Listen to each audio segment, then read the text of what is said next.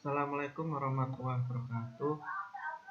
Pada pertemuan kali ini kita akan mempelajari lanjutan dari kemarin, yaitu PCR. Pada pertemuan sebelumnya, PCR kita pelajari mengenai dari tahapan-tahapan. Pada saat ini kita akan lebih fokus ke optimasi. Sebagai review bahwa PCR ditemukan oleh Kami Mullis pada tahun 1984 dan bertujuan untuk memperbanyak potongan DNA. Siklus, Anda sudah paham bahwa siklus terdiri dari denaturasi, yaitu menjadikan rantai ganda pada DNA menjadi rantai tunggal. Yang kedua, dilakukan penurunan suhu untuk melakukan penempelan, atau bahasa lainnya adalah annealing. Ini menggunakan primer yang bersifat oligonukleotida pada rantai DNA. Kemudian yang ketiga yaitu polimerasi, yaitu adanya primer dan kinerja dari enzim polimerase 3 untuk melakukan perpanjangan. Kemudian diulang antara 25, 30, bahkan ada beberapa sumber yang menyatakan bisa diulang sampai 40 siklus atau 40 kali. Pada slide ini pada suhu 55 derajat, ini adalah anggapan sebelum dilakukan proses PCR. Selanjutnya dilakukan denaturasi, yaitu pengubahan rantai ganda semula ganda menjadi rantai tunggal. Kemudian terjadi penempelan annealing, yaitu penempelan primer pada suhu 55 derajat. Sebenarnya bisa 50, bisa 55, bisa 60, bisa 45, tergantung dari spesifitas primer. Dan yang terakhir adalah elongasi pada suhu 72 derajat, yaitu pemanjangan primer atau pemanjangan untai DNA atau polimerase.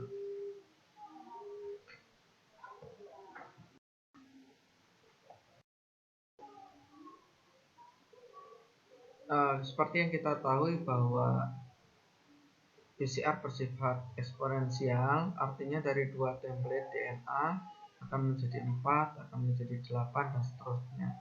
Dalam 36 siklus, ini rumusnya adalah 2 pangkat berapa siklus, maka akan menghasilkan 68 juta kopi. Keunggulan dari PCR dapat menganalisis DNA yang sangat sedikit, memiliki kemampuan amplifikasi yang besar, mampu memperbanyak DNA yang tidak segar atau sudah terdegradasi, spesifik, sederhana, dan dapat menganalisis banyak sampel dengan cepat. Selain itu juga mampu mendeteksi kelainan. Kelemahannya, PCR membutuhkan optimasi untuk mendapatkan hasil yang bagus, terutama di optimasi suhu, siklusnya, konsentrasi bahannya, kemudian konsentrasi dari DNA itu sendiri. Karena sangat sensitif, penyebab utama kontaminasi atau kesalahan itu adalah kontaminasi, sehingga kebersihan atau standar laboratorium dituntut sangat tinggi ketika melakukan pekerjaan ini. Bahan yang digunakan PCR ini adalah DNA, primer, enzim. Ini adalah thermostable enzim polimerase. Kemudian deoksiribonukleosida atau DDTP, DDNTP, ada DDATP, ada DDTTP, ada DDGTP, ada DDCTP. Kemudian Mg2+, buffer, dan Aquades. Prosesnya sama ya, denaturasi, annealing, polimerasi, kemudian siklus. Kemudian dari bahan ini ada beberapa ketentuan memang yang harus menjadi kunci dalam sebuah reaksi. DNA ini biasanya dianjurkan yaitu memiliki konsentrasi 100 pikomol dalam setiap reaksinya minimal. Kemudian primer, ini ada ketentuannya juga.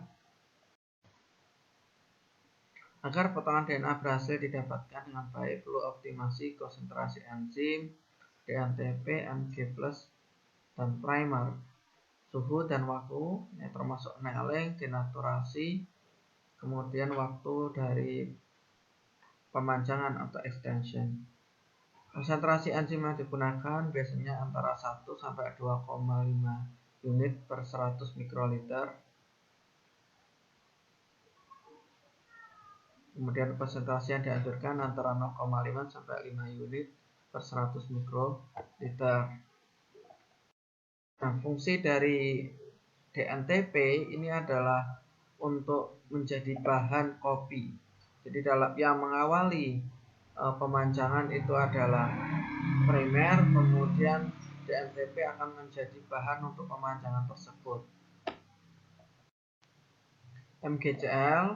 Mg12 ini berfungsi untuk kofaktor atau koenzim dari polimerase 3, sehingga ketika ada Mg12 maka polimerase 3 itu bisa bekerja. Ketika tidak ada maka tidak bisa berjalan.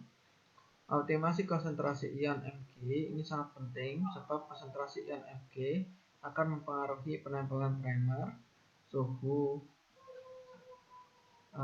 spesifitas produk, pembentukan primer dimer, aktivitas enzim, dan ketelitian.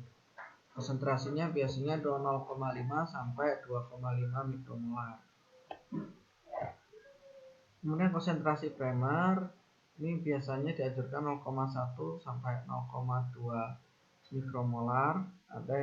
Ada sampai menggunakan sekitar 10 pmol.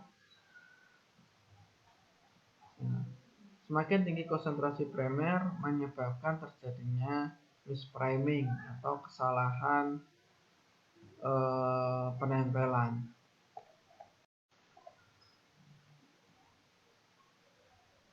Kemudian untuk konsentrasi primer biasanya sudah ada dihitung di tabungnya, cuman secara teori yaitu 0,067 Y dibagi optical density 260 menghasilkan konsentrasi volume primer yang digunakan.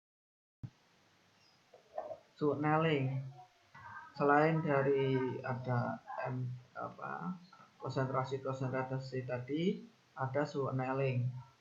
Suhu yang diperlukan untuk annealing primer tergantung pada komposisi basa, panjang, dan konsentrasi DNA. Annealing itu apa? Itu adalah penempelan primer pada DNA template. Biasanya annealing digunakan biasanya 5 derajat di bawah TM atau temperature melting, yaitu sekitar 50 sampai 72 derajat. Ini ketinggian sebenarnya 72 karena nanti enzimnya sudah bekerja. Suhu terlalu tinggi menyebabkan penempelan primer tidak betul atau kesalahan perpanjangan pada ujung 3 primer, sehingga suhu annealing sangat kritis, lebih-lebih pada putaran tahap permulaan. Ini contoh primer, yang bagian atas adalah primer forward dan yang bagian bawah adalah primer reverse. Biasanya primer itu menangkap antara 200 bisa 200 sampai pokoknya di bawah 1000 base pair. Itu kalau PCR konvensional, tapi kalau di akun PCR real time itu ya sekitar maksimal 250.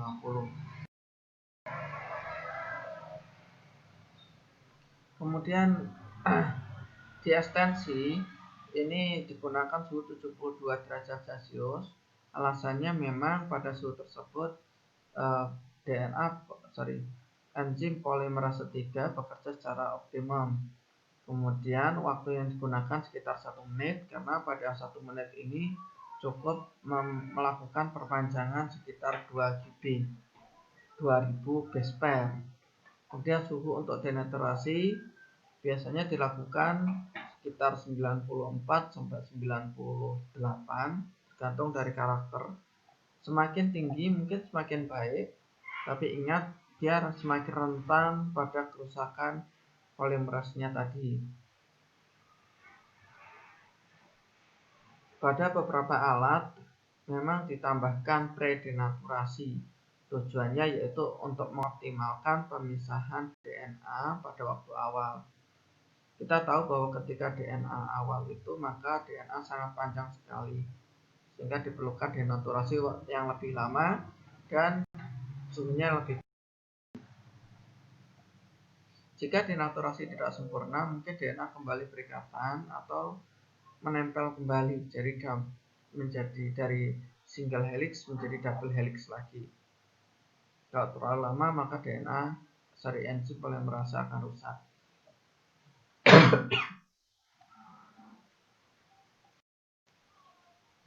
Kemudian siklus atau jumlah putaran.